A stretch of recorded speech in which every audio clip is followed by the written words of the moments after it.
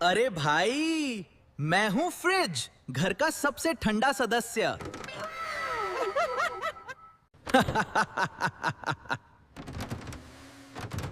दिन भर सब मुझे खोलते ही रहते हैं। किसी को पानी चाहिए तो किसी को आइसक्रीम। हाँ, और कुछ लोग तो बिना काम के भी मुझे खोलकर देखते हैं।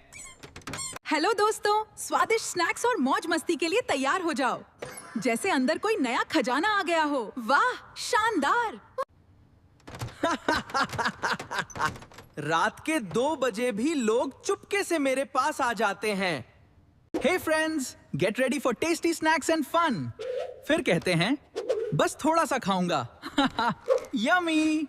अरे दोस्तों, स्वादिष्ट स्नैक्स और मौज मस्ती के लिए तैयार हो जाओ, लेकिन सावधान, आधा सामान खाली करके जाते हैं। फिर मिलेंगे दोस्तों।